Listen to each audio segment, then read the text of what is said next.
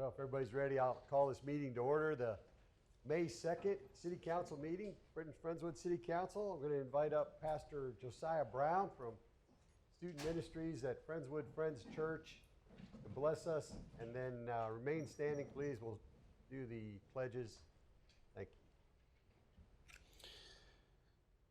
you. Gracious and loving God, I thank you for these people here tonight, tasked with making important decisions that affect our city.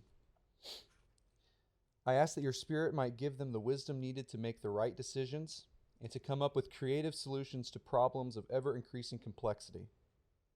I ask that your Spirit might give them courage and perseverance in times of difficulty and in times of plenty. I pray that they, and we, the citizens of Friendswood, might commit ourselves again to the flourishing of everyone who lives in our city. To that end, I pray that the laws of our city might reflect the justice of your kingdom, and that through just and merciful governance, peace might be established. In all that happens here tonight in this hall and every meeting that takes place here, may your kingdom come and your will be done in Friendswood as it is in heaven. Amen. Thank you, Josiah.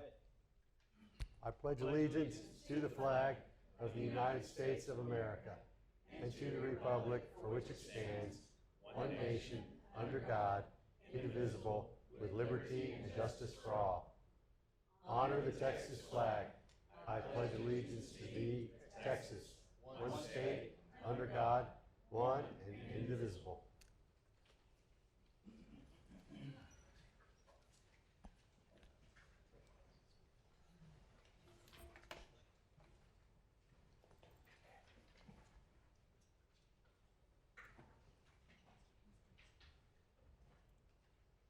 Item 4, council comments and reports.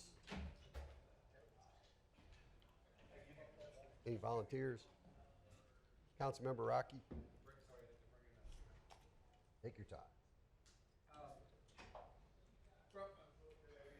From the library, and this actually, Robert actually suggested this, so I'll give him credit for it. Back in COVID, we all got an opportunity to be videotaped reading books to the kids. And Robert mentioned that he really liked it. And so I talked to Matt, and so it's back on again.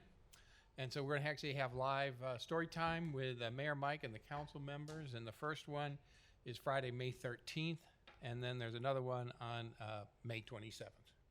And we'll be reading whatever books the library picks out for us to read. Excellent. Councilmember Branson. Well, I have a thank you.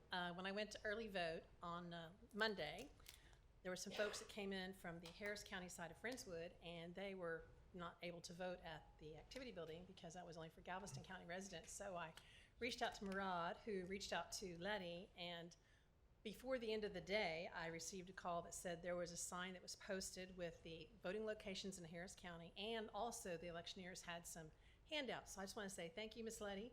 You were Johnny on the spot or Susie on the spot, and I really appreciate that. So thank you both for that. Appreciate it.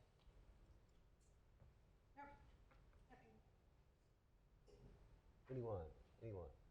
Councilmember Raffan. Well, I had a liaison report, but I didn't quite get it set up properly. I will take the blame for that, but we will have an item on next month's agenda. Well, we have some new rules and regulations on transparency, and we need to make sure that we get our reports in timely. So that's no problem, Rod. Thank you. I just want to say I had the opportunity to watch our firefighters perform on Saturday in the Clear Creek Education Foundation Firefighter Games. And we had 2 teams over there that did very well. It was a lot of fun watching. Now, we didn't win, but I was just proud of Friendswood for showing up over there and doing such a great job with their obstacle course, and a lot of fun. So I'm looking forward to next year, and we'll even do better, I'm sure, next year. So, moving on. Public comment. In order to comply with the provisions of the Texas Open Meetings Act, the City Council may not deliberate any item not listed on the agenda. As such, the City Council will listen to public comment and may 1, refer the item to City Management for further action, or 2, direct staff for the placement of said item on a future agenda. During public comment, the public shall refrain from any outbursts or interjections, including but not limited to applause, disparaging noises, and remarks. Furthermore, any personnel complaints against a city employee, aside from the city manager, city attorney, or municipal judge, shall not be discussed and shall be referred to city management. Each speaker shall give his/her name for record-keeping purposes. The rules allow each person 3 minutes to present information. The time clock will flash a yellow light when there are 30 seconds remaining on the allotted time and flash a red light with a beeping sound when the time has expired. Please wrap up your comments at that time.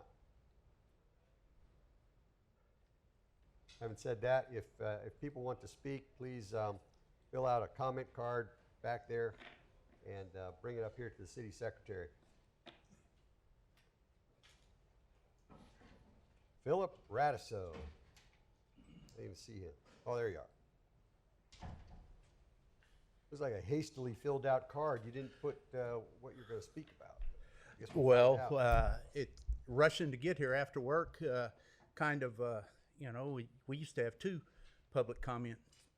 public speaking comment times, but we don't now, so you got to rush at times. My wife did it for me. Anyway, tonight I would, she's here, I walked in right behind her, but tonight I'm talking on drainage, and that was just informed that we are waiting to hear on the grant for the comprehensive drainage plan, and that we have a plan B. But I was going to say, with all of the stuff that our downstream neighbors are doing, the development along the creek, wouldn't it behoove us to use some of the money above the 90-day fund to go ahead and get a comprehensive drainage plan in place? Therefore, we could deny building permits along the creek in our part instead of waiting for people to build homes and other structures that will be in the way of drainage improvements and cost us more versus raw land versus a structure on there. Wouldn't it behoove us to save that money ahead of time? And I would hope that y'all would take that into consideration, and I hope that Plan B works out and it's something like that. But please take that into consideration. Thank you. Thanks, Phil. Maybe we can hear about that next month. Connie Radiso.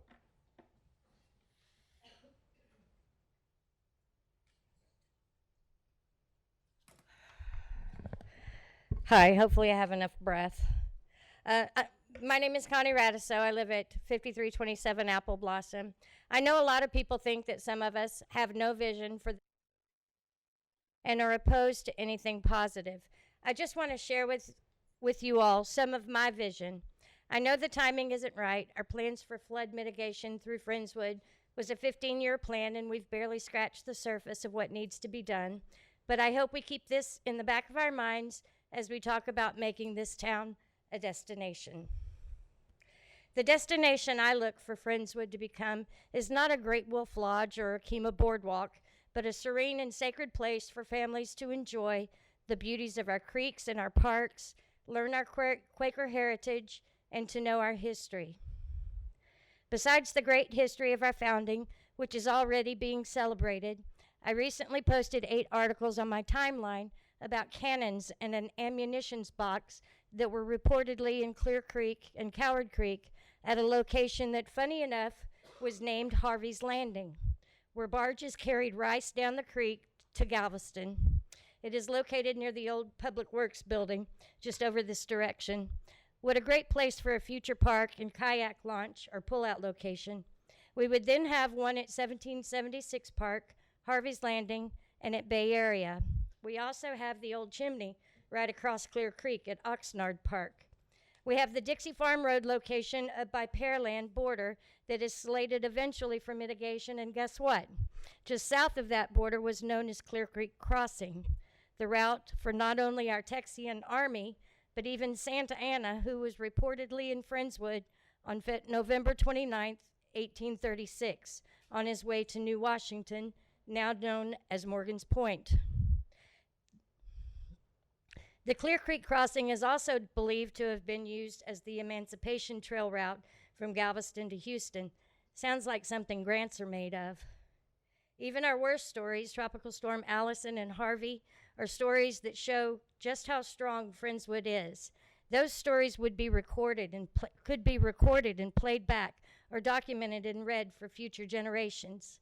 Imperial Estates, once a lovely neighborhood, will one day be a beautiful park, a destination. My vision includes several markers and photos throughout our entire city that would tell our history. Museums downtown, at Friends Church, and at the old junior high could tell our story. Maps could guide people throughout our city, not just have them gathered in one location. I hope my vision is a reminder to our bedroom community that whatever we do in or to Friendswood, whether downtown or outside of downtown, we do as the Quakers that founded us, who put the word friends in Friendswood. Can I finish? I'm almost done. Wanted us to do in honoring God, caring for our families, and remembering the importance of education. I want to leave you with the words of Friendswood historian Joyce Baker, who spoke in 2022 about her wishes for the future of Friendswood. If you know our unusual origin, they're more than likely to accept it and try to emulate it. I hope, we are able to keep that alive enough for people to appreciate, because it is unusual. Thanks, Connie. I gave you Phil's extra time there. Don Johnson.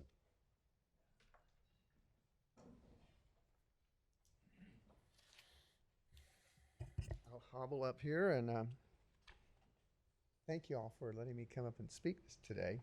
I found some documents that I don't think y'all have seen before. You should find somewhere up there some pages with some squiggly lines on it. The area where it is in yellow is what you may have heard of before as the bypass at Timber Creek Golf Course. And we've talked a little bit about a plug there before. What these little lines show are elevation lines. And in this one document from the Turkey Creek Golf Club, turns out to be one of the early plans to build the golf course. And at the place where there was a bypass, you can see the lines are all straight going across there. They're not squiggly, they're straight. So that really indicates, even though you can't see a lot of detail on this, that that was supposed to be just a straight through bypass.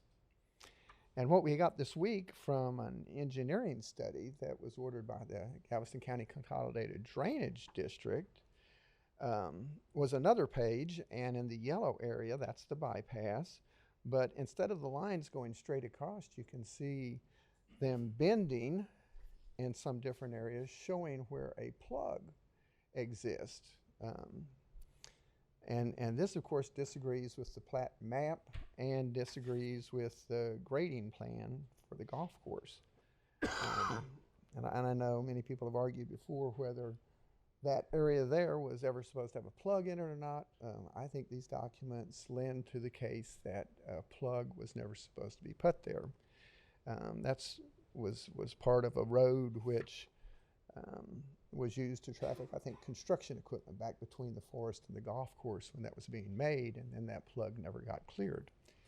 And of course, I've turned to the back part of the engineering document to see the pictures, and that's where I ran across this first. And by the way, this Timber Creek Golf Club drawing from, way back 20 plus years ago, I got that from the city. And it just so happens that when I requested some documents after we finished talking to the Attorney General, this was one of the things that got returned to me. So I was very appreciative that the city sent this to me. I'm not sure really where, I haven't been able to find out where that was squirreled away in the city files, but it did come to me. And getting kind of back to the engineering reports that the Drainage District ordered, that was all part of a discussion long ago with them about getting rid of the plug at the bypass at Timber Creek. Am I out of time? I think so. Okay. Well, we'll have to continue this later. I'm very sorry. But thank you all for the time you did give me today. I appreciate it. Thanks, Don. David Allen.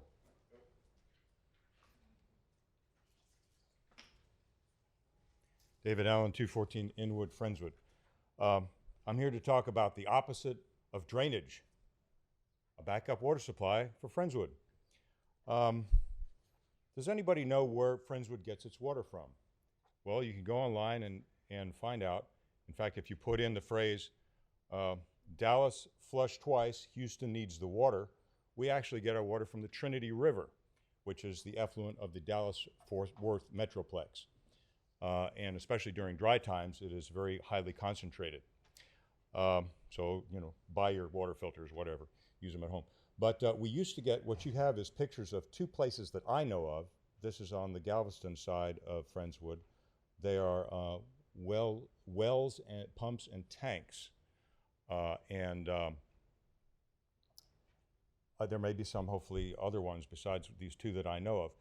But my request is that you have someone, it's been a long time since we've had a Kaz Hamidian over the utilities, but have someone look at these things. You know, are the wells in working order? Do they have backup generators? Because, you know, the canal from the Trinity River to the southeast side of Houston, we have two now. The one south of Dayton feeds us. It's about 20 years old. They just built one on the north side of Dayton. It dumps right into the north side of Lake Houston, and they've doubled the size of the city water plant on the south side of Lake Houston. But those canals are, I don't know what kind of security they have. They're just out there. You know, things can happen. And the river can run dry. But it would be nice for us to have our backup. Now, the Houston-Galveston Subsidence District, the reason we're not using these wells is because they say, you know, the water wells were lowered too much by use. Actually, it was the ship channel industries. They used to drill like 12-inch wells and just suck the crap out of them 24/7, and that's where the real subsidence was. Now they've got cooling towers, which cost millions of dollars. They've been forced to invest in them, and so they don't use up all the well water for process cooling. But we're still stuck with the Houston-Galveston district. I was talking to a well driller from Brazoria County. When he first started keeping well notes in his log in the early 90s, what they call the static level, in other words, where water is when you look down the hole and you're not pumping, it was 180 feet below ground level. Now it's only 80 feet below ground level. So the water table has come up 100 feet in the last 25 years. Probably the restrictions by the district are too severe, but I know that because I applied for a well at my home, and as long as it's for emergency use, they won't charge you for the water. So probably if you restarted these wells, we had an emergency that lasted a month or something, you know, it'd be fine. If you have to drill more wells, the Brazoria County portion of Friendswood would be good because that doesn't have any restrictions. But basically, if we have to block ourselves off from the outside, can we supply ourselves in some small way for fire and human use with these wells? Ask that question and do a study. Thank you very much. Thank you. Janice Lowe.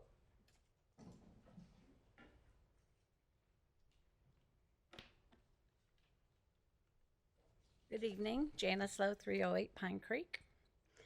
As per your agenda item 11B, you are being asked to approve the report and strategic plan of the Community and Economic Development Committee. The retreat was conducted by the same person as on our Charter Review Committee and is a member of the FDFA. Have you read the report thoroughly? And before you vote, if you would please, maybe twice. It's very informative. In your council packet, starting on page 91 to 93, the roles and the responsibilities of the committee are outlined. I'll read to you what the committee says the weaknesses of our city is. Friendswood is not a destination of choice. The location is away from I-45. The city is landlocked and cannot expand beyond its current boundaries. There's a lack of entertainment options. All true. The committee then asks you for strategies and goals to be able to reverse these things. Identify and plan, I'm reading it, identify and establish a plan to bring more entertainment venues to the city, to create and distributing a market plan, to put signs on I-45, bringing people to town, traffic and tourists.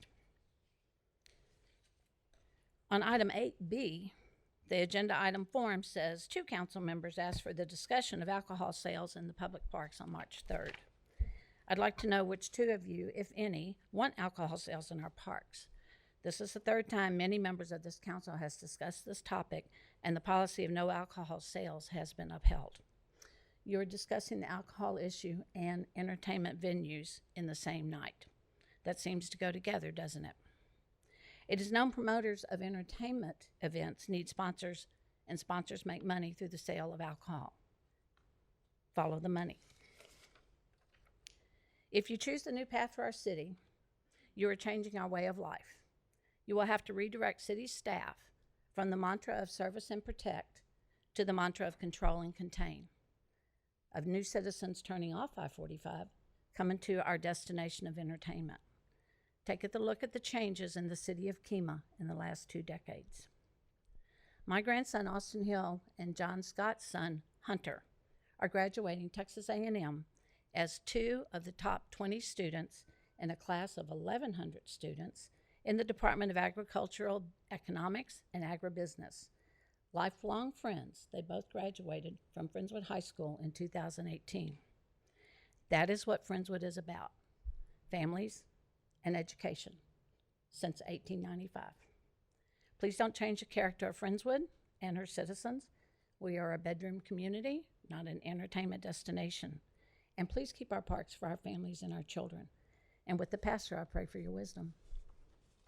Thank you. Thank you. Meg Crowley. Thank you, Mayor, and council members. I come tonight, I just wanted to set the record straight on an issue, whether there should be alcohol sold or not sold in our Friendswood parks. Recently, it was said that because I serve on the board of FDFA, I'm in support of this item. My mind has not been made up. Before doing so, there's some steps I want to take. I want to talk to my fellow citizens. I want to listen to all the council members and hear from the city staff. I want to see research from other cities, what has worked, those that have alcohol sales, those that don't, what are the ramifications, the pros and the cons. It's at that point that I would personally make an objective, independent decision whether I think we should have sales of alcohol in the park or not. Thank you.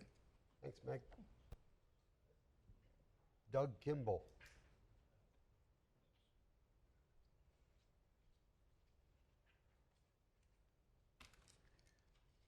Doug Kimball with Friendswood Lions Club. I am here about the sale of liquor, beer, and wine in the parks. The Lions Club abided by all the TABC laws, which include a license fee to serve beer and wine only. The application of the TABC requires approval by the local police chief. All servers are required to be TABC certified by a required course before they can serve beer. Servers are trained to recognize if a person is overserved and refuse service if so. If allowed to bring individually, no one is checking them. That's if we're not selling it, then if people are just carrying it in, they can bring in as much as they want. We hear every year from longtime Friendswood voters, citizens, how excited, happy they are to have a festival in Friendswood where they can kick back and buy a beer and support the community. Now, the Lions Club is totally controlled and take all the money from, and we're a 501(c), and it goes all back into the community and in the area in the state of Texas. Just a few things that we do. We give out candy at the annual Friendswood Halloween in the park. We collect around 1,000 pairs of used eyeglasses and recondition them, distribute them across the world. We sponsor disabled children to go to the Texas Lions Camp in Kerrville in the summer. 2009, we sponsored 4. Also, a large portion of our charity funds go to the camp. We have a spaghetti dinner every December for the Friendswood Police Department's Blue Santa. We supply 10,000 eggs, which we just did a couple of weeks ago, for the kids on Palm Sunday every year. After Harvey, we gave $615 each to 13 families who did not have any insurance, just to buy cleaning supplies and things that they needed to help out just to get back on their feet again. We gave a lady that had a very small house, but it was completely destroyed, and we got her $4,000 to buy sheetrock, insulation, and paint and things like that. I'm gonna go ahead and wrap that up, and I appreciate your time. And I just want you to know that there is no money made on this. It all goes back into the community. Thanks, Doug. Thank you. Bennett Rowley? I'm gonna need my glasses. Bennett McAleen Rowley, 1008 Londonderry. Hi, y'all. I'm gonna make this really short and sweet. I feel we should be allowed to have the option to sell alcohol in the park with restrictions and on a limited basis.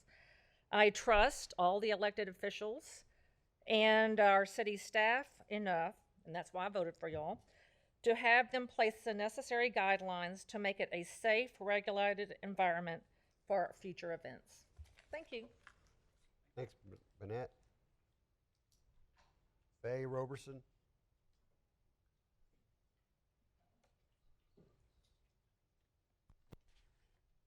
This is new for me in the middle.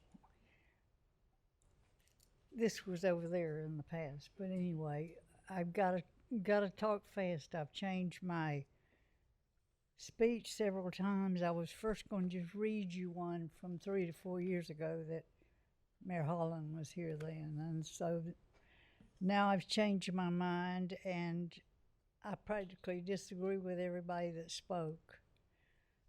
When my children were in elementary school, I'm sure you probably figured that I've been on every kind of committee in my past, and I'm a senior now.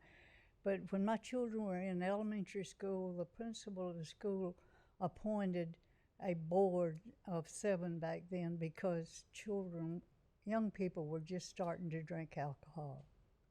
So this is not new to me at all. And I've always worked. It was PTA back then, so, you know that. But this grieves me greatly that I have got to come back up here. I'm just really hurt that every 3 to 4 years we're going to bring up alcohol in the park. And parks to me are for children and families and that kind of stuff, surely to goodness. I know there's some of you up here that want to sell alcohol in the park and have all the big things. That beautiful park, Stevens Park, I'm just going to stay with it, and the rest of them are pretty too, but that is a beautiful park, and this week we will be using it for National Day of Prayer, and I hope every one of you will be there. And I've been going to that for a long time. And the last... I'm going to tell you what I was doing yesterday, because the last time I was up here before you, if you remember, I talked about that we just used it on Friday before, because we had Vacation Bible School from my church, and we had 400 and something little children through the 6th grade, so that was the 4 years ago. And so I want to go back to this weekend. Isn't this ironic? This weekend, I want to tell you that we were talking about 18-year-olds. John, I know you appreciate this. We go to the same church. But anyway, alcohol in Stevenson Park, because it's one of the most beautiful parks I've ever seen. And to me, it's to be carried out with families and children, and not... I don't care how grandiose y'all might think it is to bring the alcohol in and do all that kinds of stuff. I'm not for it. And I've said that on my Facebook page because I've been here before on the same thing, remember. But anyway, yesterday, can I just finish a couple lines? Couple lines, yes, ma'am. Okay. Because I want you to just know clearly that I'm against alcohol in the park, okay? That's loud and clear. And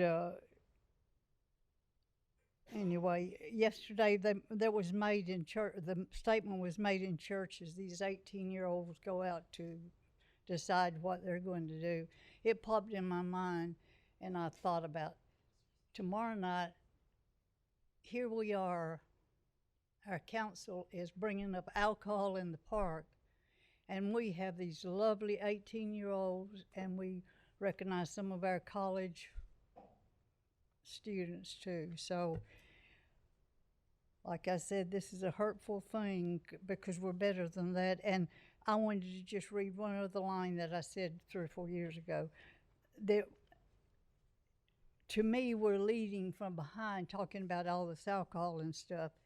We all pay taxes and other fees, and we need to keep things on a higher level than y'all are bringing up talking about. Thank you very much.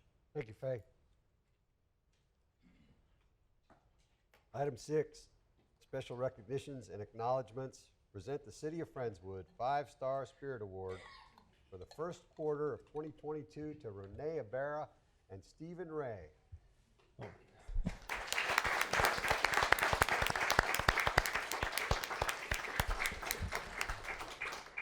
Well, Mayor and Council, I would like to first start off and say that we're not immune to supply chain issues. So when you look at these awards closely tonight, don't look at the names. We haven't received the awards yet, just for Stephen and Renee. But this evening is my favorite time of any council meeting. I get the opportunity to present to y'all it's the Employee of the Quarter Award that's selected by the 5-Star Spirit Committee. And these awards are not given out lightly. They're given out for employees that go above and beyond the call of duty for their normal day-to-day jobs. This quarter, though, is unlike any prior award. These two individuals went far and above beyond what their call of duty and their jobs required of them. So you may recall about a year ago, we received complaints about a house in the Forest Bend subdivision that was graffitied with some racially insensitive graffiti, and the grass was overgrown and a variety of other things that were wrong with the house. Unfortunately, code enforcement was not able to track down the owner of the home because it was abandoned, and it took us quite a while to figure out who's responsible and who to get the matter cleaned up. Both Renee and Stephen went out there on their own time with their own equipment, with their kids, and got the issue cleaned up. They didn't ask anything of the city. They didn't even want to be recognized for these efforts, and I found out after the fact that they had actually done this. And for that, we'd like to recognize them for the 5-Star Spirit Award recipients for the second quarter of 2022. So, gentlemen.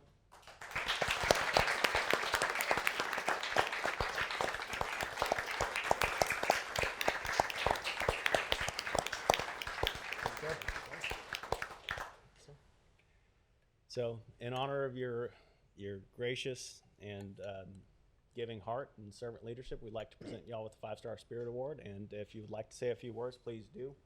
And introduce your families that are here this evening. Yeah, turn these way. I'll just turn back this way. I would like to thank Murad, especially for the guidance and the leadership that we get. I know both for Renee and myself, happy to be nominated. It's just kind of awkward because we really didn't want to be recognized at all. And so now here we are in front of all of y'all, so that's great. I'd like to thank my wife and my 2 kids, Austin and Ainsley, for showing up to support.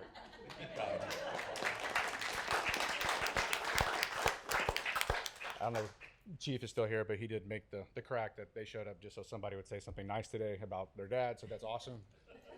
And I would also like to really thank Renee for being one of the driving forces, obviously, in the city's overall guidelines and the track of how we do business. Renee does it no better. Thanks, sir. I just want to echo Stephen's comments with Mo, Council, Stephen, and give the credit to our families and our kids. Pato, Joey, Max, my nephew, Liana, and just others by leading by example. I was because of them, but didn't really want to do this. And we appreciate and want to give recognition to the city staff. Thank you. Thanks, Renee.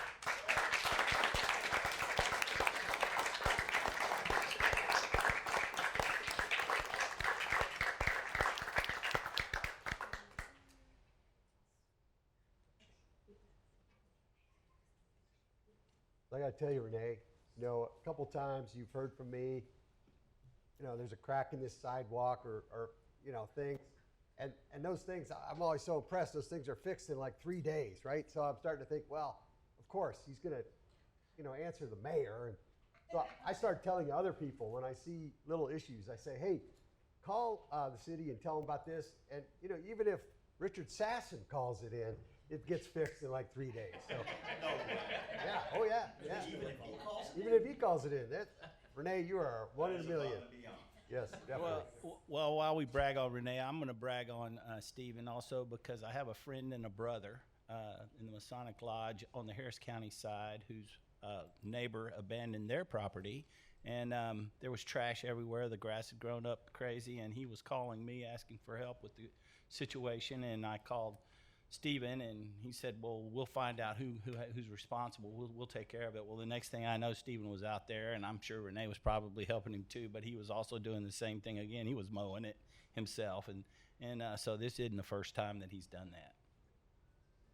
Great job, guys. We appreciate you. Item 7, committees or special reports. Receive the Animal Shelter Advisory Committee Annual Report. So, Mayor and Council, the report for this past year's efforts is in the backup material. Unfortunately, Dr. Strand, our committee chairman, is not here this evening to present it.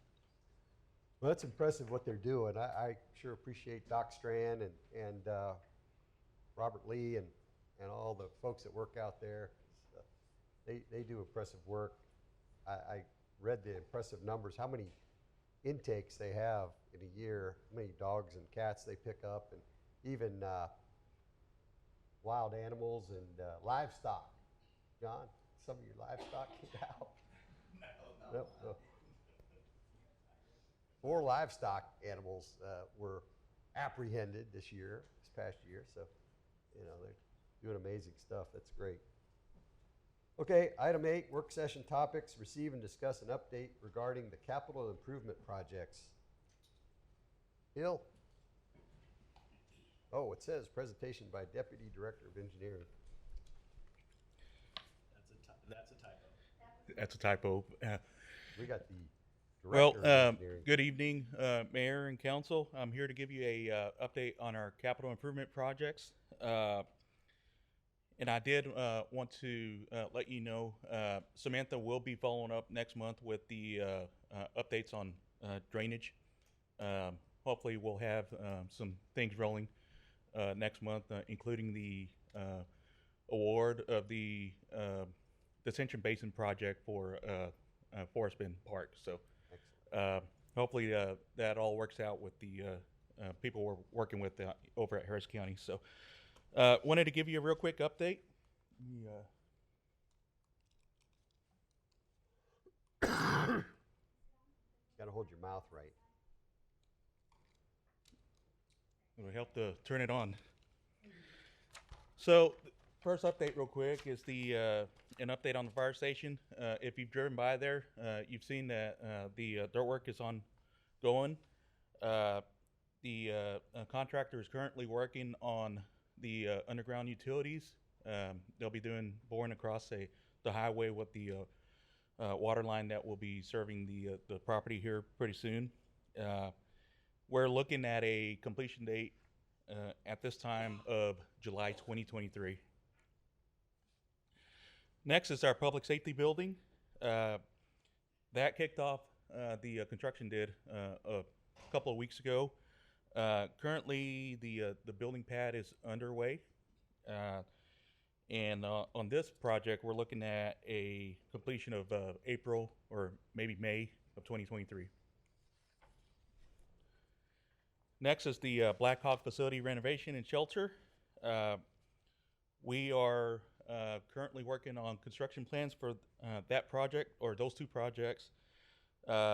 Should be looking at bidding those out in June or July of this year, with completion anticipated maybe in April 2023. So it's going to be a busy couple of months there with all these projects going on. Next is our 2022 street maintenance program. If you've been down Bay Area Boulevard the past couple of days, we've had some construction going on over beside the Kroger. That is complete now, and the concrete contractor is moving on to some other streets. They'll be working on towns next, and then from there they'll be jumping over to some other spots here in town to get that knocked out. Right now, the Asphalt Streets portion we're looking at a start date of summer of this year at this time. Next, I did want to share with you guys some good news. We were recently notified that the Harris County Precinct 2 County Commissioner Adrian Garcia's office, we have been selected by his office to join in a partnership project with with Precinct 2. So they will be contributing $1.2 million towards the ongoing construction of Blackhawk Boulevard. They'll be starting from the current terminus on the north side and take that as far as $2.4 million will take us, which will be approximately a little more than 1,100 feet, linear feet. We're probably looking at 1/3 of the rest of that project getting completed, and then we'll be pursuing additional partnership opportunities in the future with the Precinct 2 to complete the rest of that road. So that's a 50-50 match that they're giving us.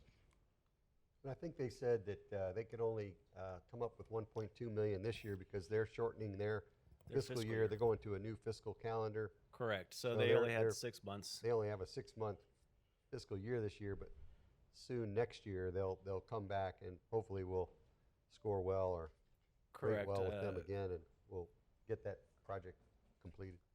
Commissioner Garcia and his staff were very optimistic that they would contribute again this next year. Hopefully we can get this done in the 2-year window. That's great. And then finally, I wanted to give you a real brief update on some of the ongoing projects that TxDOT has. The most noticeable one being the curb and ramp project. They are on the downhill side of that project. They're working on getting the traffic signals wired in. Did want to share with you guys that the city, our streets department recently received the street signs that will be placed on these traffic signals. These have been designed as part of the downtown EDC's effort to rebrand the downtown area, enhance the area, and this is going to be one of the first steps in helping that vision come together, along with down the road the replacement of lights and placement of new lights in some places of pedestrian lighting up and down the road. So excited to see that happen. And then finally, I did want to share with you that TxDOT has completed work on the median in front of the Chick-fil-A on FM 518. That's been something that we've been working with them for a while now, and thankful to them for helping make that happen, make it a reality, and should enhance the safety of that intersection. So if you guys have any questions, I'm happy to answer. Mayor? Yes. I know it's not on your projects here, but when you guys come back next month, you and Samantha, could you talk about that project that has been recently announced just on the other side of 45 and the wetlands in Webster, League City, and what kind of work we need to do to see what that's going to do as far as an impact on us on flooding? Because that I remember in the project we did with Dr. Beatty, that was a big soak up point of water during Harvey, and now somebody's going to build something there, and so I just would like to know what our options as a city are and how we're going to study that and what that's going to mean to us and what we can or can't do. So if you guys could bring in some thoughts on that. I don't expect anything full blown, but okay. We'll get some information together for you on that. Great.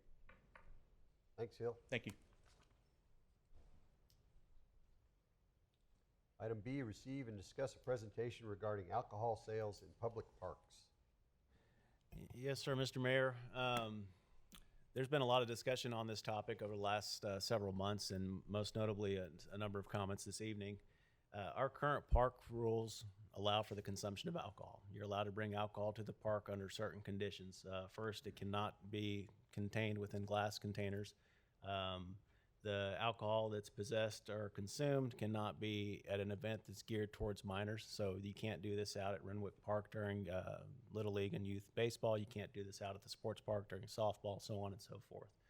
And last, the current park rules do not allow for the sale of alcohol in parks, but it's allowed if you were to have a private event off-site at a privately owned piece of property. Can you go to the next slide, please? I was asked to put this item on the agenda, and as you've been told this evening, as I've mentioned to a number of you, we've had this discussion twice before, once in 2014 and again in 2018. There's a variety of rules and procedures that a number of cities and counties have adopted that allow for the sale of alcohol in some way, shape, or form.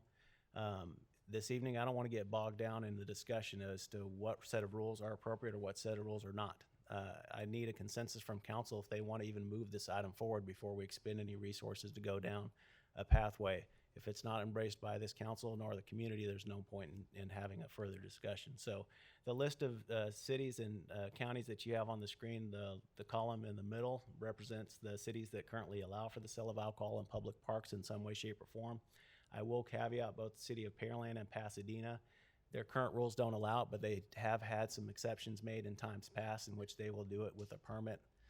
For instance, Pasadena doesn't allow it in its park, but it allows it in its fairgrounds and in a municipal convention facility. So if there is interest and consensus among this council and want to have further discussion on this, by all means, staff can go seek additional information that would develop a set of rules that's specific to Friendswood that would be well received. If there's not, then we'd put this item to bed.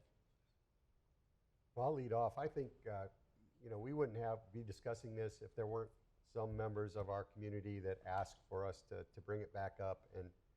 And we heard a number of people tonight talking about the benefits that alcohol sales would engender here. So I think, yes, Janice, I asked this to be on the agenda because just like if you came and asked me to talk about something and I felt there were enough people out there asking me to talk about it, I would put it on the agenda, we would discuss it. So, and I know that I was here 4 years ago when we discussed it the last time, and it didn't go forward last time, but maybe, there's more interest in it this time. I don't know. I would like to see it discussed a little bit further, personally. I'll leave it at that. I'll like to hear from some other folks. I would be the other person who asked for this. It was allowed at one time. It is now not allowed. As you alluded to, it is already legal to bring it in, just not to sell it. The Lions brought up a great point.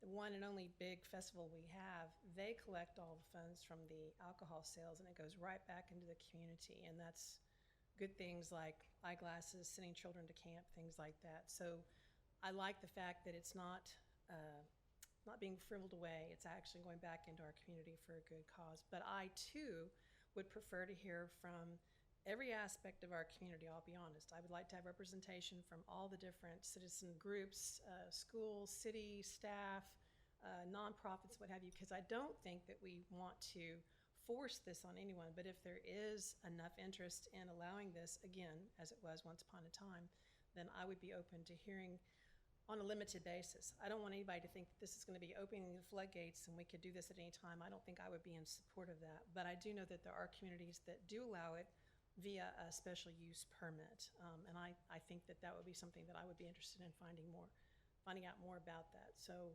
I would be the second council person who asked for this to be on the agenda. Steve, anything? I got some stuff. So I don't know if many of y'all know, but I sell alcohol. I mean, I'm in the alcohol business, and this is not good business for our city. I don't know how many of you know what the term Pandora's box is, but it's a process that generates many complicated problems as a result of unwise interference in something. We all came here for a bedroom community. to control our public safety. Why bring a problem in that we don't need? We just witnessed an Astroworld issue happen that there's not enough insurance in the world to cover the liability of. Why do we want that? We can go to other places and get it. We can bring alcohol in our parks. We can have fun. I raise millions of dollars every year in charity work I do. And if those companies and if I'm dependent on alcohol to do that, I don't need to be doing that. So if anybody needs or says alcohol sales aren't going to contribute or profit from anywhere, it's false. I mean, we just don't need these kind of things in our city. And I hope that we all look at our heritage. There's a great report that we're going to get to, I guess, item 11B that Ron Cox did. Everything in that report that shows our weaknesses are the strengths of our bedroom community that we want to keep and grow and thrive. And I believe that the money total that we show right now over our 90-day balance shows we're a thriving bedroom community. Let's keep it that way.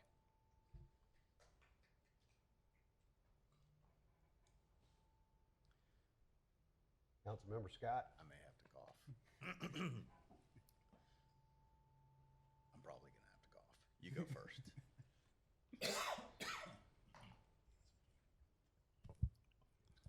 Honorable Mayor, Council, City staff, citizens all. I am opposed to selling alcohol to the public in our city parks. And I could sit up here and take my time expressing ad nauseum a litany of reasons to support my position. But that will do nothing to change the hearts and win the minds of my fellow council members and the residents of Friendswood. And in fact, it will only harden our hearts and entrench our minds and divide us on our positions.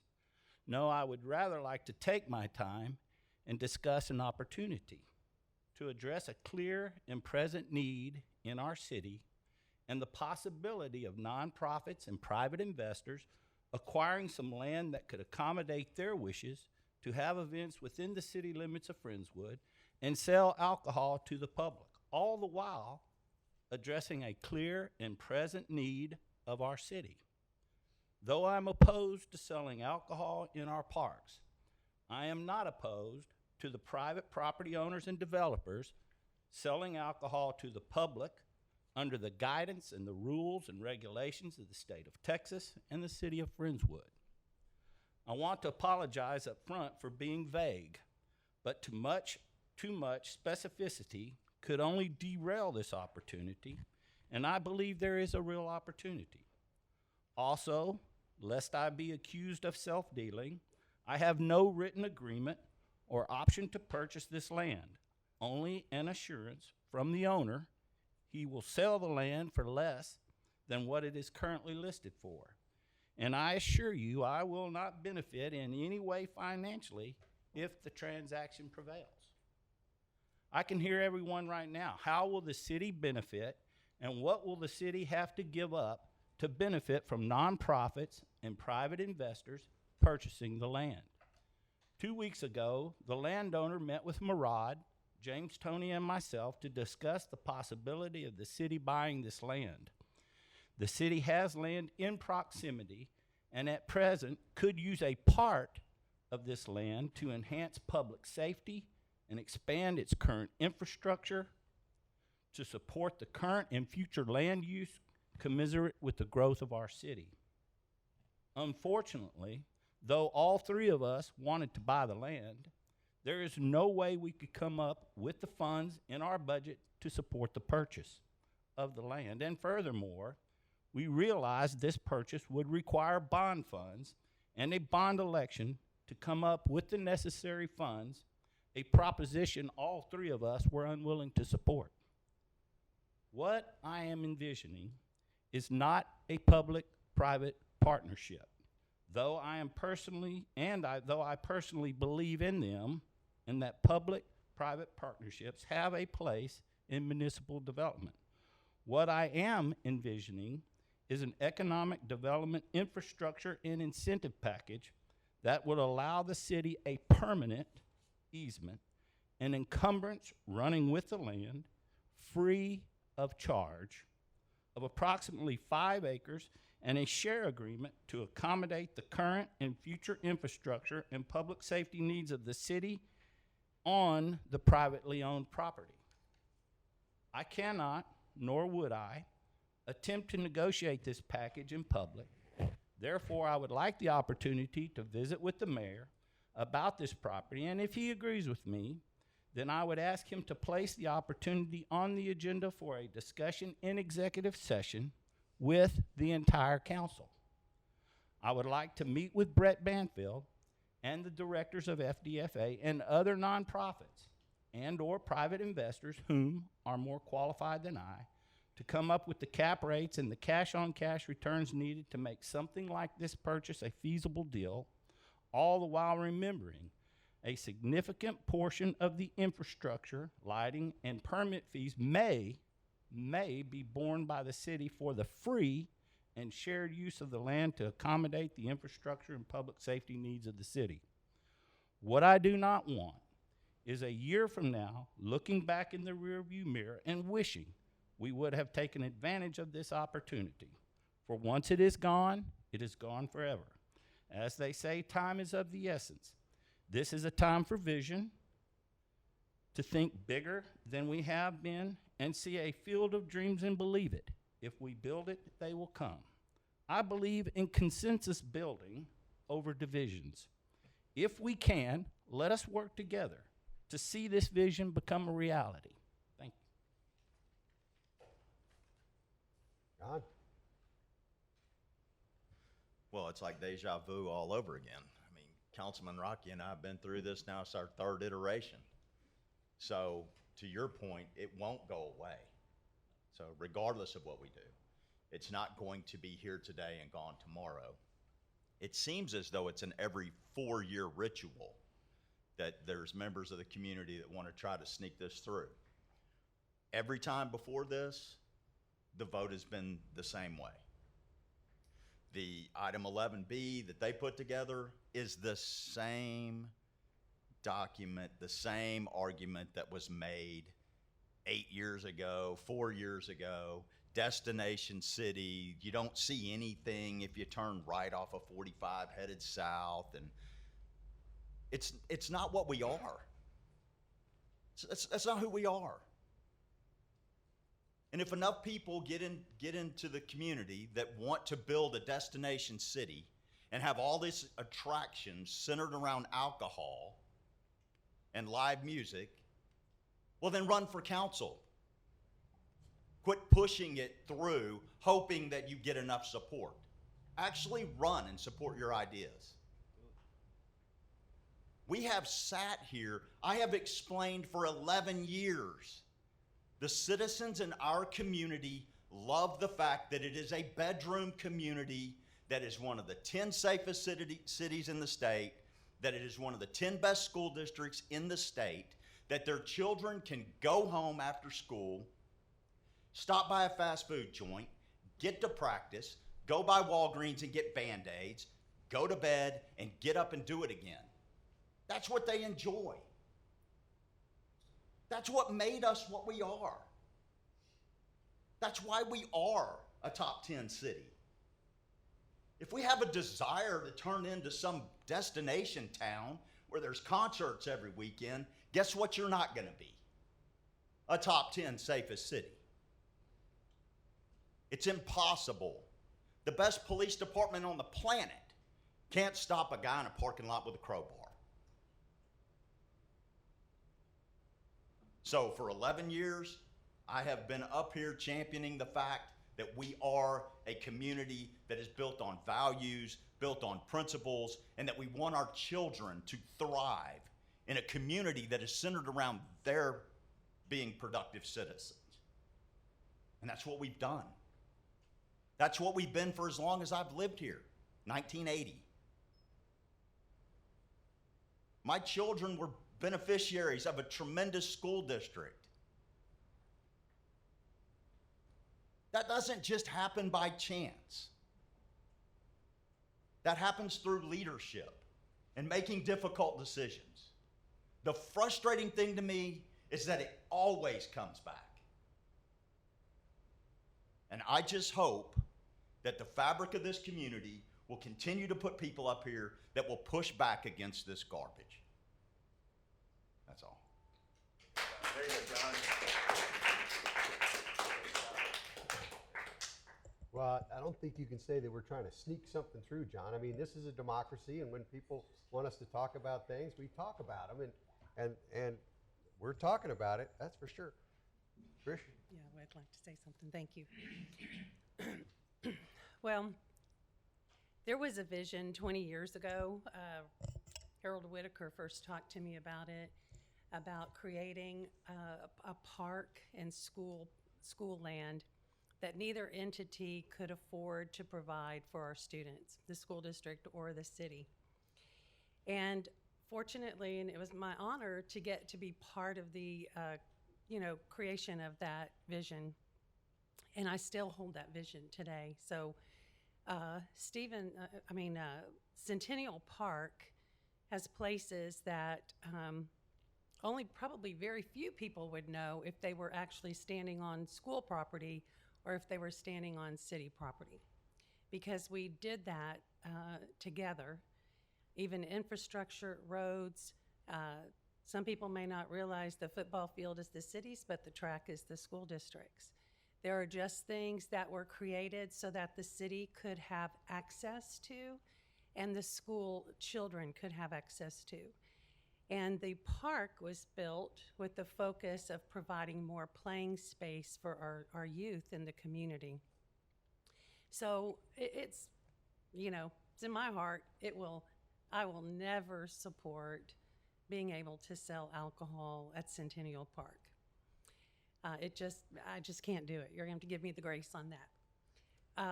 I know it's the best place for festivals and things like that, but you'll never convince me to vote for it. Nor Winwick Park, nor out at the lake. I haven't heard Robert's idea.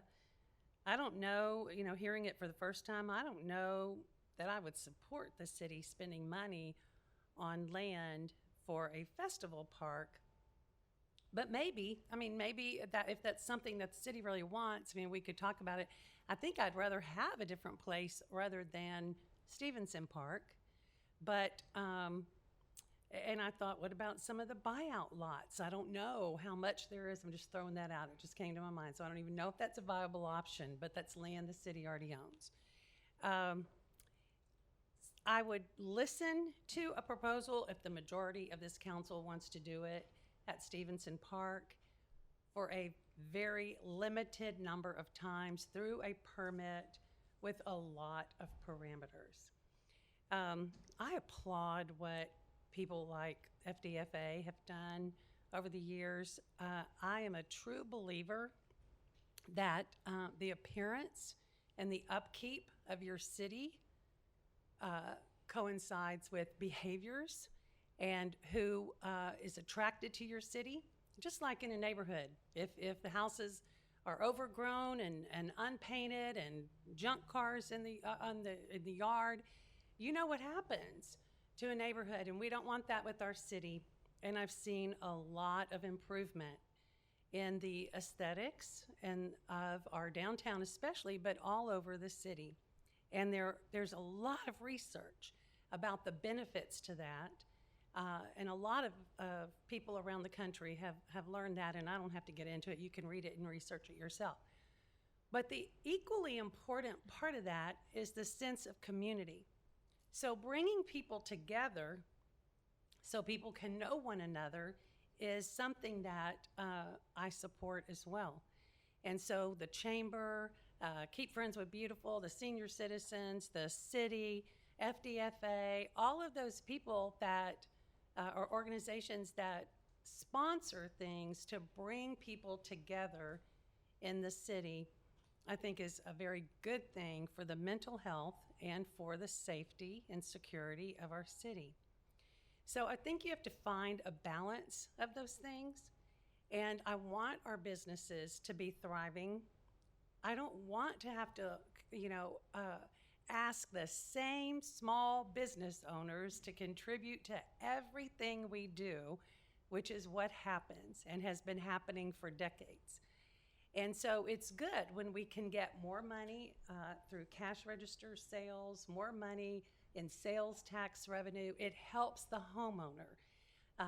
And, you know, at one time, at least in the school district, which was, you know, all within the Galveston County portion of Friendswood, over 90% of the taxes were on residential. The accounts were residential. And we, I think in the city, have had a vision of 80-20, which we're still not there. And that vision is over 22 years old. We're still not there. So I support that sense of community, of finding ways that will attract people to get together in a healthy, fun way. I'm not interested in bringing everybody all over Houston into Friendswood, though, for things. But for our community, I am interested in that. And so I guess what I would say is absolutely not to Centennial Park. I would listen to people if they have a presentation on a park that would not take money away from some of the other things that the city needs to spend money on. And there are a list of things that the city needs to spend money on. And somebody over here just said it doesn't happen. It doesn't just happen. And we have a lot of beautiful parks in our city, and we have to have upkeep. And I think later on, Murad's going to talk about or mention the cost, almost maybe doubling, of trying to maintain our parks, just the upkeep, the mowing, and our esplanades and things like that. So I would have to hear that proposal, that idea that Robert has. I think it's an interesting one. I wouldn't mind listening to it. And then I guess third would be limited use at Stevenson Park. And I know you don't want to get into those, but I would say nonprofits, charitable organizations based in Friendswood that would have some kind of benefit to the city before I'd even want to entertain that. So that's where I'm at. Thank you, Trish. I just want to reiterate, I'm not in favor of the city going out to look for something, to do something with somebody. There's already a clear and present need the city has for further infrastructure and public safety. There's been complaints, and there's a real possibility of severe injury, and we don't have the land to do the infrastructure that the current and future use needs. This could be a possibility through some type of incentive program and package that we could get the land for free. And that's what I wanted to discuss in a executive session. Okay. We'll put that on the agenda. Steve? Well, I wanted to thank all of you for great comments. I was just sitting here listening because I came into this open-minded. As John pointed out, I've voted against this twice in 10 years for various reasons. I personally am not somebody who drinks alcohol, but I certainly recognize that it does enhance a lot of events. You know, there's a couple of currents going on in the arguments here, and they're all very good. You know, if you have a private place, then you're still bringing the concert into town and all the issues that it might be bringing. You know, so that doesn't solve one of the points that John brought up. You know, but I do find that very intriguing, and I'd also think that we're not. It's not impossible to be investigating several lines on this at the same time. You know, it's not that difficult. So I'm probably kind of like Trish. I'm really reluctant to do this. I could see some cases where it's really strictly controlled. You know, when you're up here, and many of you might know this, and I know all of these people know it, there's always something that comes up that really tests you on how you want to vote. And I always try to fall back to whatever my principles are. And my first principle on anything to do with Friendswood is it's a city of homeowners. It's a city of homeowners in the end. That's the most important thing you have to think of. And when you're going to do something like that, is it really to the benefit of the homeowners? Might be. But kind of where I am is I'm dubious that we can do this. I love that music fest. I go every year that they have it. I donate to it, and I hope they can make it happen again. And there's really terrific people working on it. I just, you know, we're going to have a dedication in 2 weeks in that park, and you can walk around that park, and it's so fabulous. Does this really help that park? I'm not sure it does, but I can be open-minded on it. I'm sorry to sound wishy-washy, but that's kind of where I am. So, I think we got our answer. Item C, receive and discuss a presentation regarding liaison reports. Good evening, Karen, Mayor. is this the first time? It's my first time, yes, sir. Good evening, Mayor and Council. It's great to be before you tonight. Just wanted to visit a little bit about liaison reports and some thoughts about moving forward with those. Some recommendations we had is just to be more transparent in what we're going to be talking about to make sure that the public has an opportunity to come and be heard or to listen in if they know that a certain topic's going to be discussed. So we thought about maybe if you all have items that you want to talk about for a report before council, if you would just let the city secretary know beforehand, we can post it, therefore everybody knows exactly what's going to be discussed. This is going to ensure that everybody will know, but also it won't impair your ability to talk about a subject. I'm sorry, Karen, when did you say to give that to the city secretary's office?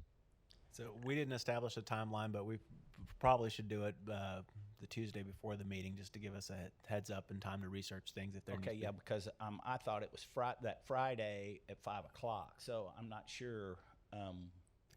If, for clarification, we should probably Clarify get a when that time is. because that's Sure. kind of And confusing. we will bring the rules of procedure back to council to specify. We are obligated by state law to post the agenda 72 hours in advance, so that's our drop dead deadline, but we do need some advance notice to research items if necessary. Okay. So there's some items of community interest that we don't have to post. So things that we did tonight, like talking about an event that the mayor and council is going to go and read at the library. That's something that you all are participating in. And so things like that, again, you can announce and not have to worry about having to get with the city secretary beforehand to post. Some other things are just congratulations that we had this evening. Those are great too. Reminder about events that you're sponsoring or events that you might be going to. Those are also appropriate. If there's any public safety issues or anything like that, we'd also don't need to post or anything like that. We would just go ahead and make sure that you can visit about those and inform the public of those emergency items. If something comes up on the agenda that's not posted, again, just a reminder that, well, items of community interest first. If the item of community interest comes up, a report can be given by a staff member or by council. No action can be taken and no discussion of possible action should be discussed. And then if a matter does come up, there's three things that we can always do. We can respond with specific factual information about your policy. We can direct them, you can direct them to staff, or we can just offer to put it on an upcoming agenda. So that's all I really had. Just wanted to present. Yes. I'm sorry, I do have a question. Absolutely.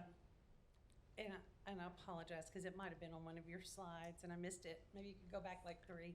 So if the council member is speaking to maybe the next one, if the council member is speaking as a liaison to, like I go to P&Z, and we had already passed the first ordinance of the fireworks, and they want to know about it, well, it's already been publicly discussed, but we hadn't passed the second one yet, so it wasn't a done deal yet.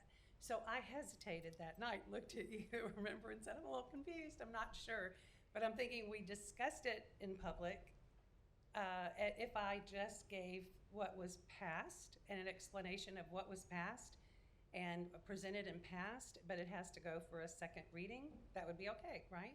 We could probably even post that too, just to make clear, but that would be okay too, because that's not something, the fireworks ordinance and how we issue permits and things like that, it really is not under the purview of P&Z, so it's really nothing over which they have jurisdiction, so. No, okay, so, but they were just asking questions. And so I was up there giving my report of, you know, like our next city council meeting is Right. blah, blah, blah. And then there was a question. So if it's something that city council's already acted on, I mean, I don't create their agendas, so I wouldn't post something I wanted to tell them, right? We could if there was something that you wanted to discuss before them, but if it's just something of item that's really not within their purview and you just want to make a statement about it, that would not be- Answering questions from them about stuff that we've done? Probably not necessary to do at a meeting, especially since they don't have a purview under that. That's something that they can visit with you afterwards or something of that nature. Well, that's what we did, so, okay. Perfect. Yes, sir. So what what is driving this? I mean, give me an example. If Robert, who is our liaison to the various drainage committees, wants to come in and say, hey, here's what, came up in, the drainage committee, blah, blah, blah. He's just giving us information. What's driving that we can't do that anymore without making it an agenda item? Well, I think what's driving it is just the transparency. This is the goal of the council, just to be more transparent. So if we are going to be talking about a drainage, I know Councilman Griffon gave a lengthy report about the drainage district. And so if someone wanted to come and say something about that, they would have the opportunity to do so. So it's just part of the transparency. But if I'm the liaison to the library and I come up and I talk about the plans for the gala, do I have to put that as an agenda item? So it's an event that's hosted by the city. That's one of the items of community interest that you can visit about. Reminder about an upcoming event organized by the city. So you could talk about that. What? Would it be a good rule if we think maybe the public would want to speak on a particular subject? For transparency reasons, we should post it on the agenda. That way, if that's just a rule of God, if I feel like, well, there's probably a lot of people out there that want to speak maybe on this subject publicly, they can't speak to it unless it's on the agenda. So I think it'd be a good rule of thumb, though. If you know what you're going to talk about, just give the city secretary an idea of what you're going to talk about. Just stick something on the agenda. There's no question. The public, if they're interested, can come, they can tune in, whatever they want to do. Okay. Just for clarification, we're talking about council meetings, but we're also talking about, for example, P&Z was brought up, or some of our other, so this goes both ways is what I'm understanding. It isn't just an agenda item for council, it's also an agenda item for some of our other boards and commissions, correct?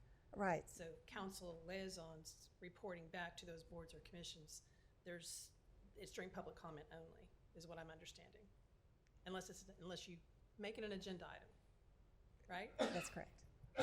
So it goes both ways, is what I'm saying. It does go both ways, and as Karen had alluded to, if you're giving an item of factual answer to something that's already city policy, you're perfectly within you're permitted to do so.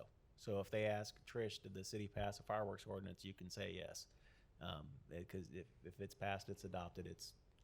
But if they go into, hey, is council considering a fireworks ordinance, and why are you considering a fireworks ordinance, and you hadn't had that resolved, then you wouldn't be able to elaborate unless it's posted. And I understood that P&Z and ZBOA are actually commissioned, and so they're under more strict rules than like KFB or the library board and the others, right? Correct. They're subject to the Open Meetings Act, much like City Council is. Okay. And in fact, ZBOA is a little bit more stringent than P&Z and Council, and they're a quasi-judicial body that acts much like a court of law does. Okay.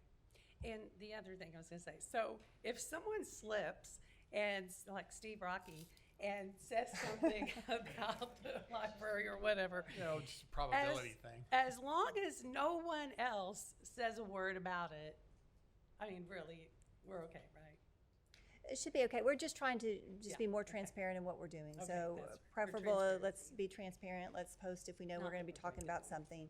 Because there might be a desire to say something, and that way you'd be able to. Yes. So when we establish a timing on this, if somebody wants to discuss something and has it put on the agenda, what are the rules?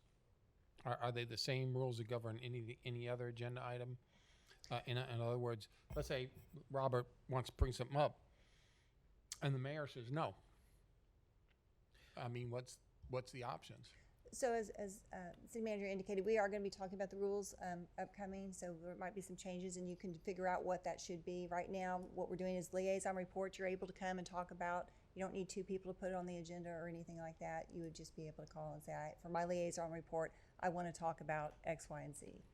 Well, correct me if I'm wrong.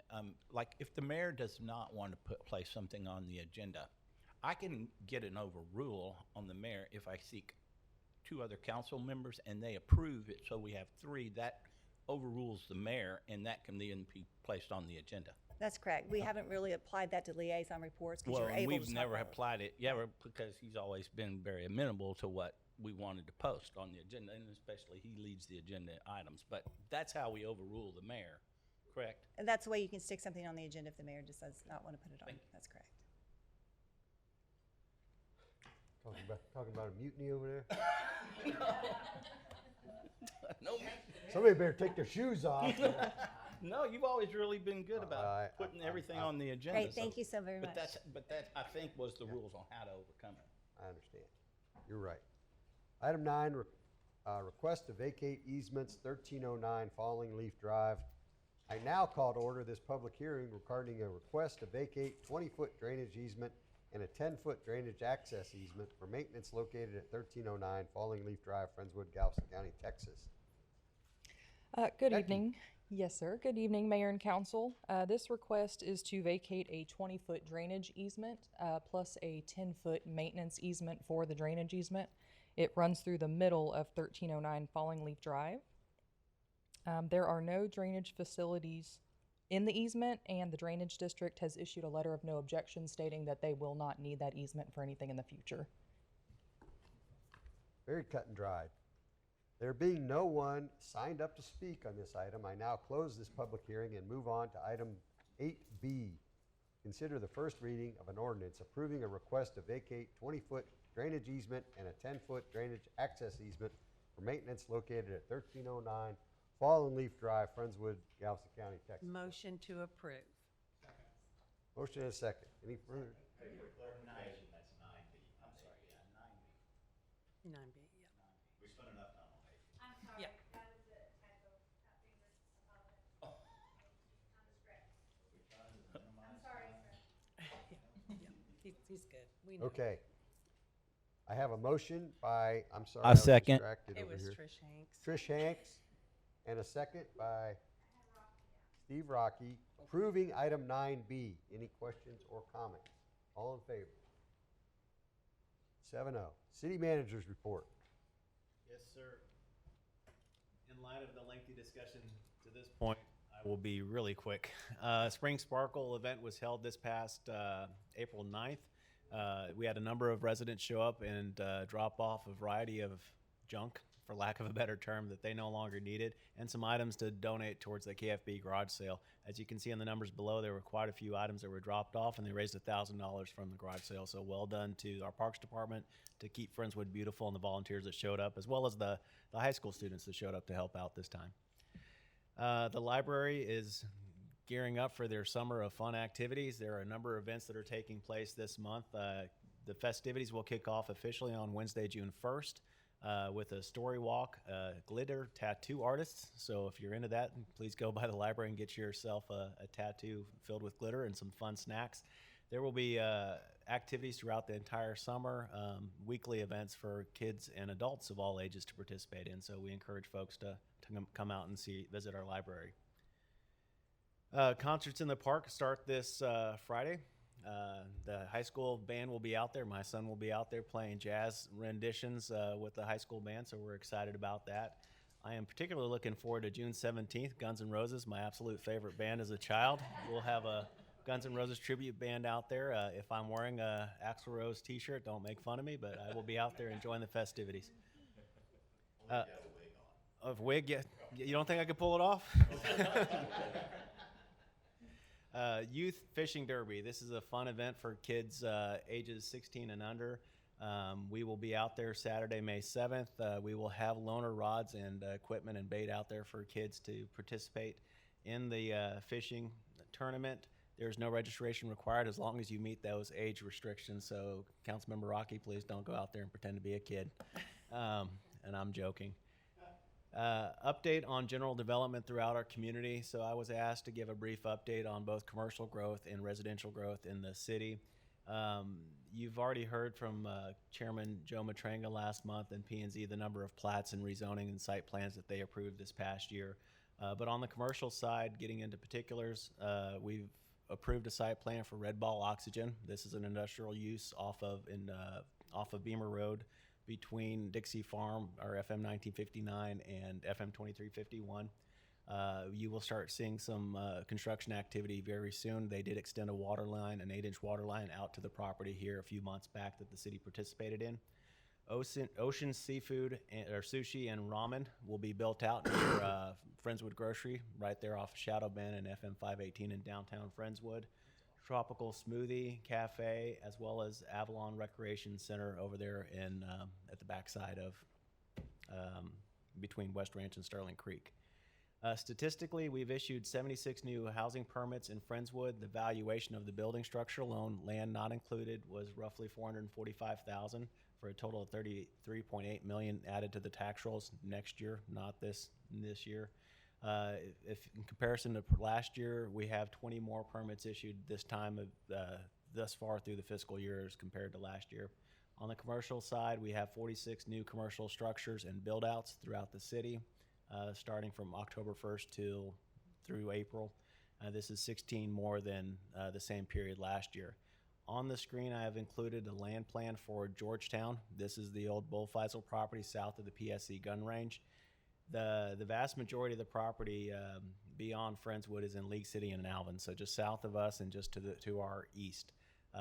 The proposal is a little different from what you were presented back in 2014. At that time, they were looking about roughly 500 units of varying sizes of lots from 90 feet and up. They're still in the same ballpark, but they've reconfigured their detention pond and a variety of other things. This project is a little bit not in a standstill, but it's been delayed quite a few months and years simply because of the lack of infrastructures of the southern reaches of our community. So you heard this evening from a resident about our water supply. Well, because of subsidence regulations, we're required to be on surface water. So we get all of our water from the city of Houston, and it comes through 2 transmission points, both on the north end of town and just for a little further south on 528. And unfortunately, water system will work on pressure planes. So when we're all on wells, we had adequate systems on all points of the city to push against each other to ensure adequate water pressure. Since we switched to surface water as mandated by the subsidence district, we're trying to pressurize water on the north end of town and push it all the way to the south end of town. Each time you make a tap into that line and draw water off the system, you're losing head, you're losing pressure. When Georgetown came to develop, we have water lines that go that far south, but they're insufficient to service, from a pressure standpoint, that development, plus not have an adverse impact on other developments on the southern tip of Friendswood, Tower Estates, Sun Meadow, Boca Raton, you name it. So we've been working with the developer on a water model. Unfortunately, they weren't moving fast enough, so we asked for information to plug into our own water model to determine what offsite improvements are necessary in order for this project to move forward. We're close to being at a standpoint to be able to have sufficient information to get the project moving forward. The same developer that's looking to develop this tract is the one that's developing Friendswood Trail, so they're currently working just on the other side of 528. It's D.R. Horton Homes. This project, as I mentioned before, does go off into Alvin and eventually will go off into League City. We are not tied from an infrastructure standpoint in any way, shape, or form to Alvin. So they are not on subsidence regulations, being in Brazoria County. So they're on a groundwater well system while we're on a surface water well system. So we can't even work there in terms of pressure planes to boost our system. So the project will come to fruition. It's, as I mentioned, at the terminus of the city, so it's going to take a little longer to be developed. Yes, sir. Just to answer the earlier question, I believe we have 6 water wells.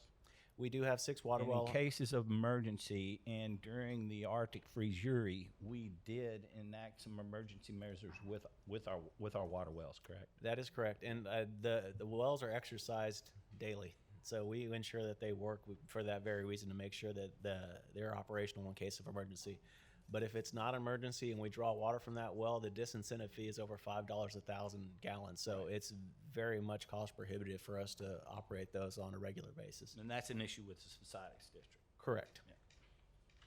So Marad, how many houses are projected for Georgetown? about 548, if I remember correctly. So all those, the 548 are in Friendswood. The development, if successful, and knowing the housing market, it will be successful. We're seeing projects, you can't get houses built fast enough in Friendswood, which is a good thing and a bad thing all at the same time. Yeah. Could be a headache. Yes, but if you're selling, it's a great time to be selling. Moving on to the next slide. Public Works Week is May 15th through the 21st. I listed these other recognitions on the page simply because I realized that we didn't bring those to y'all previously.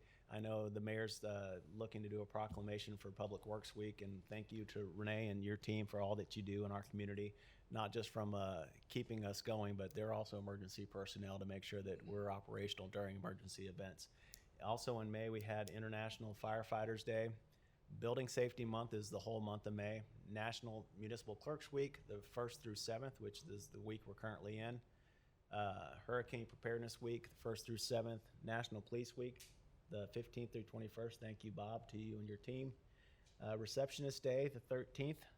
Peace Officer Memorial Day, the 15th of May. And Bike to Work Day, the 15th. I can't wait to see Bob on a bicycle on his way to work on the 15th of May. I think PD has a number of bikes, so we'll be on a lookout for you, Bob.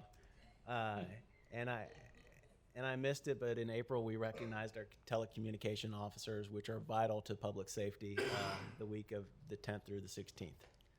And I believe that's it for the city manager's report. Thanks, Murad. Thank you, guys. Item 11A, consider authorizing the city manager to negotiate and execute pre-event standby contracts for disaster logistics with Garner Environmental Services, Inc. and DRC Emergency Services, LLC. Motion to approve. Second. Motion and a second. All in favor? 7-0. 11B, consider approving the roles and responsibilities of the 2022 strategic plan for the Community and Economic Development Committee. Motion to approve. Second. Motion and a second. Good evening, Mayor and Council.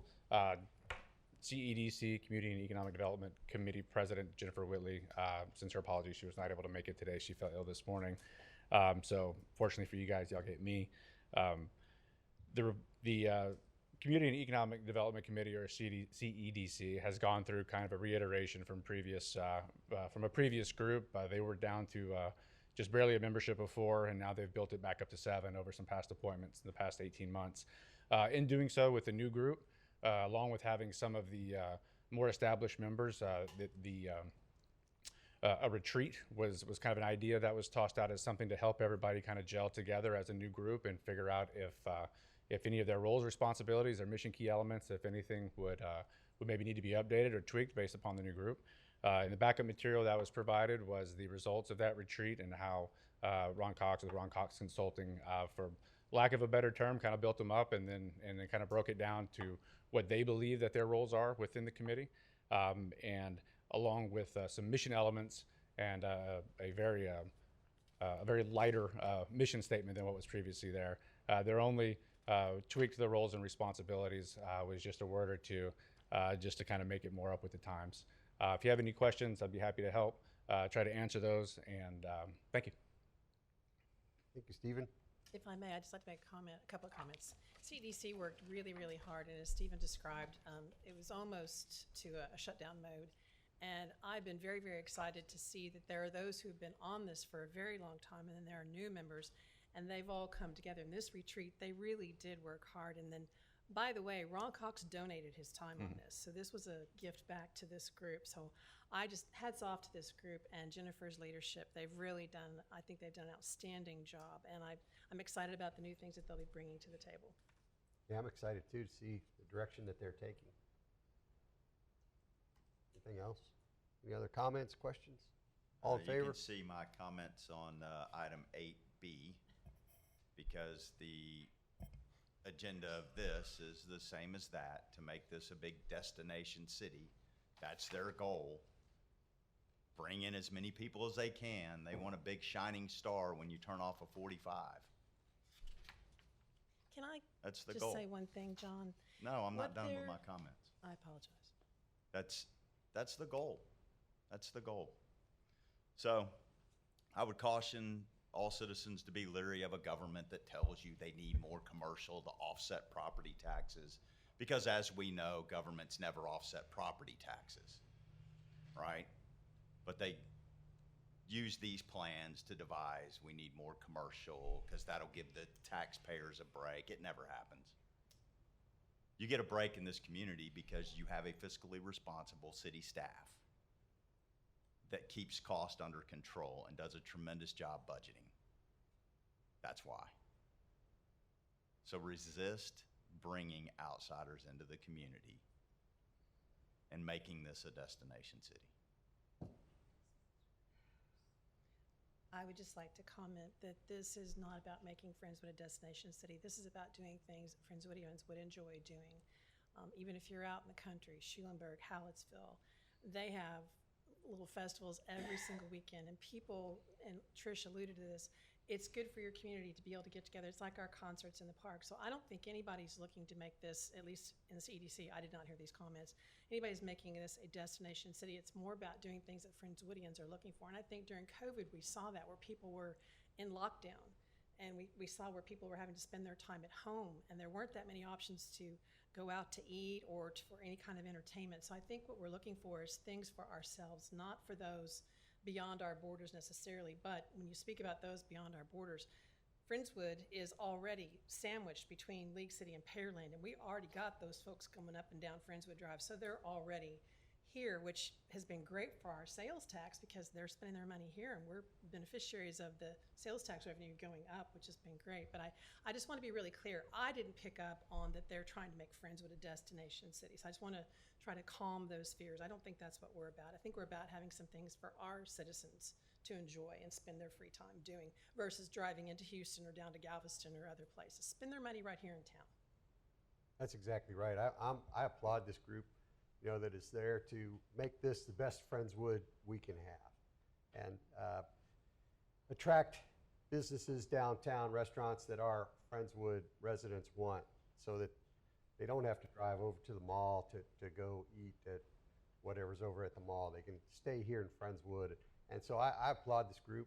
I think they're doing a great job. I'm really looking forward to their sort of moving in a little bit different direction with this new group. And thanks to you for your leadership with them, Stephen. Yes, sir. Thank you. I got one question. Is there, before we vote on this, is there a reason we have to do this right now, or is this something that can wait?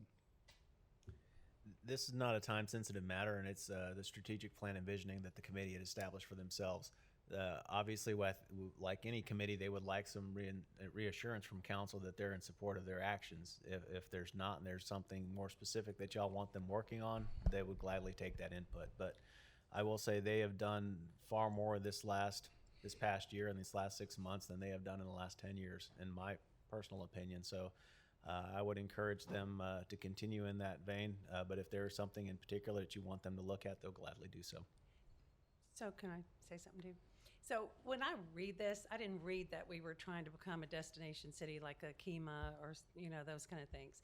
And if you read it, and I got to be on CEDC as a liaison from the school district back in 2002, and so I've been on and off for a long time.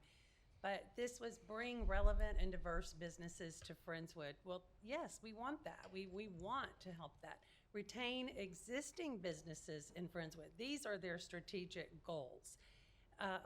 And we want to do that. Market our city and its businesses to prospects and other influencers. And we've tried that for years with breakfasts and showcasing our community. We've done it for a long time to bring people that might have businesses that want to come here.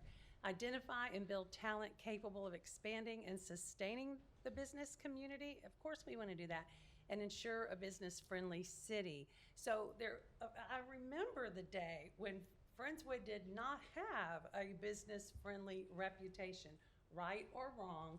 It was a perception. And so I do think this is a good step and a good move. And I think maybe that word destination up there was maybe meaning different things to different people. Let me put it that way. So I think what you just said, Friendswood being the best it can be, I think is what at least my vision is. Not being some other city, but being the best Friendswood that it could be. And we need to help our business community. Like I said earlier, they're the ones we always go to and ask for help on all these other things that the schools and Little League and youth and everybody else want, right? So I'm fine with it. Steve. Well, Councilman Scott, we are already a destination city. If you go to the 4th of July, half the people here are not from Friendswood. Santa in the park, go walk the lake, and half the people live in League City. So we have people coming in already. And to be honest, when you look at this document, there isn't a single thing in here that we wouldn't have to vote on if it was actually going to be a real plan. So we have control over this. This is a document that just spelling out the direction that they like to go. And some of these may end up on our agenda. Probably a lot of them won't. I don't have any problem with it. And I don't think it should be politicized. Okay, got a motion and a second. All in favor? Opposed?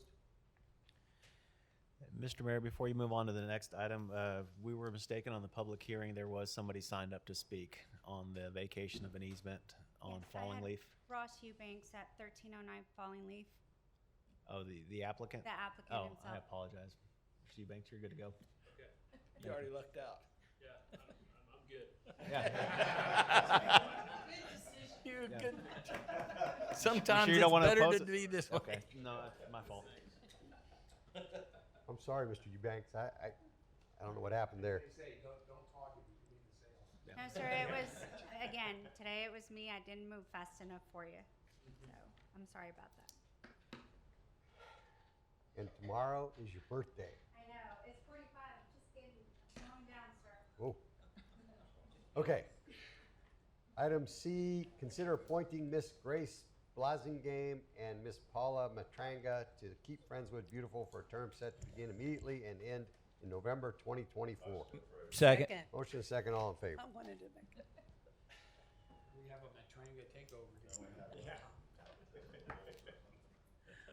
For volunteers. Consider awarding the citywide parks and facility mowing services contract to Neo Global Enterprises LLC, doing business as Horticare.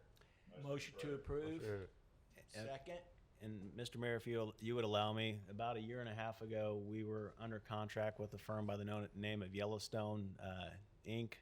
And they were doing our mowing and landscaping services as one lump sum item that identified all the areas they needed to mow, that identified every flower bed and everything that they needed to take care of for the tune of $362,000. And I'm stealing James's thunder. If you want to go ahead and present the item, sorry. You're good. Yeah. You want- Go for it. So, as Mo was saying, we awarded the contract several months ago to Yellowstone. 3 months into the contract, they came to us and told us that they could no longer sustain the contract and do it at that figure. So we asked them to present to us a cost change estimate, and to the tune of about 126% was the new quote that came in to us.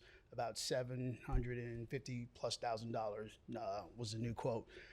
We immediately told them that we would, in our agreement, execute our 30-day notice and then go off a bid again.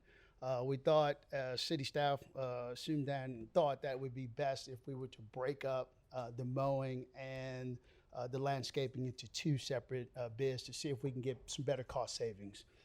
So we went out for mowing just recently, and we had a total of 10 contractors submit a sealed bid, and we, the city staff, is recommending going with Horticare as they provide the best goods and services for the city.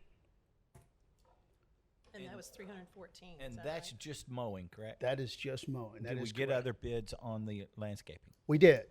We received bids on the landscaping, and the lowest bid was $425,000. And So we're going to do what? we are going to not award that contract. Staff is going to go back and work with the lowest bidder and see if we can come up with some type of hybrid program, whereas the contractor does a large portion of it, and then the city takes on a very small portion of it, and then maybe start to bring those into house gradually into the house. But it's going to require equipment, manpower, and a facility. To be honest with you. Yellowstone came back to us and countered with 126%. Were they doing a very good job doing the mowing and landscaping together? No. No. Okay. Well, that's what I wanted to make sure. Because then, if we were looking at 700,000, now we're looking at 400 for mowing and 400 or 500 for landscaping. We're up around 890. some $900,000, then Yellowstone's bid was better, but they weren't doing a Was not. appropriate job. Was Okay. not. So, and just to add to this discussion, so we're limited as a city government in how we procure services. So even if Yellowstone was 500,000, we wouldn't be able to accept their bid simply because it wasn't procured through a public bid process. Unfortunately, big picture, we were spending 362 previously for both landscaping and mowing services. Now we're spending just 419 just for mowing services. Right. So the cost of inflation with fuel, with fertilizers, everything else you're seeing at the gas pump is impacting our service providers as well.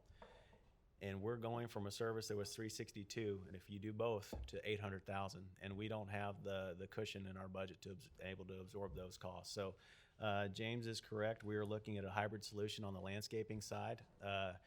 Mowing is a public health and safety concern, so we have to make sure that we are able to mow our properties as routinely as possible so you're not harboring rodents and other pests.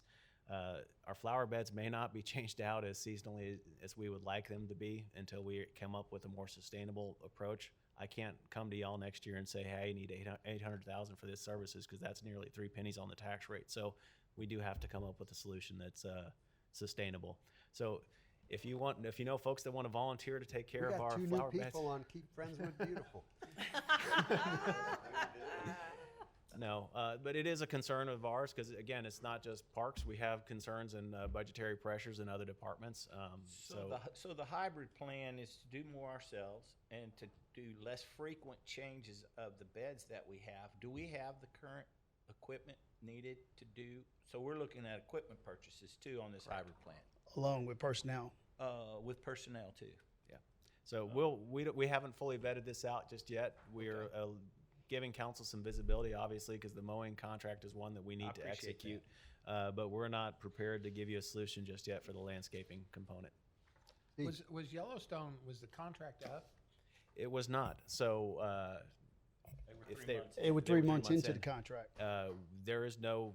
They wanted a 126% increase. We couldn't fulfill it. But so what did we the contract say about that? That both parties can terminate within 30-day notice. What if we said, no, we don't want to terminate? They could terminate under their own. So you said it was unilateral. Yes. Okay. Either party. Okay, got a motion and a second. All in favor? Opposed? Item 12A, consider the second and final reading of an ordinance amending Chapter 30, Fire Protection and Prevention, Article 4, Fireworks, Section 30-139, Definitions, Section 30-140, General Provisions, Section 30-141, Exceptions, Section 30-142, Public Displays Exempted, Section 30-143, Illegal Fireworks Declared Nuisance, Seizure, and Destruction, Section 30-144, Penalty for violation of this article, and Section 30-145, Permitted Transportation Identification of the Friendswood City Code to regulate fireworks in accordance with state law to generally prohibit fireworks from being ignited on property within the city and to prohibit public displays by persons other than a government entity during certain times of the year. I move to approve. Motion and a second. All in favor? 7-0. 12B, consider the first and final reading of an ordinance amending the city's general budget for fiscal year 2021-2022 by approving Budget Amendment 8. Second. Motion and a second. All in favor? Second. Motion and a second. All in favor? Item 14A will now recess into and convene in an executive session pursuant to Section 551.074 Personnel Matters of the Texas Government Code to deliberate the annual performance of the city manager and Section 551.087 deliberation regarding economic development negotiations of the Texas Government Code to deliberate the offer of a financial or other incentive to a business prospect. All right. Let's do it. A lot of reading.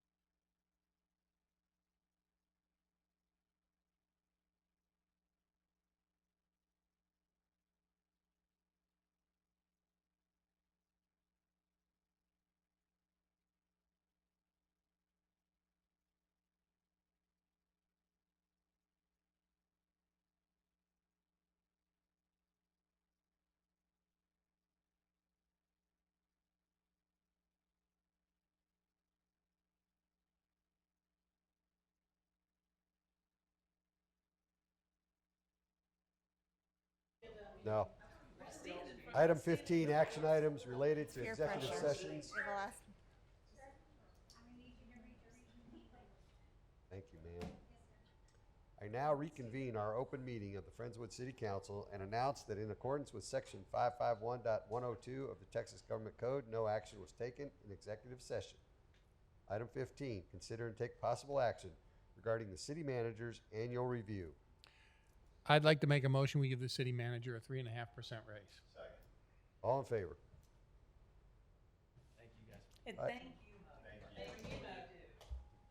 Item 15B, consideration and possible action on a proposed offer of a financial or other incentive to a business prospect. How do you want this worded? Motion to approve. Motion to approve. Second? All in favor? Adjourn. Adjourned. Yes.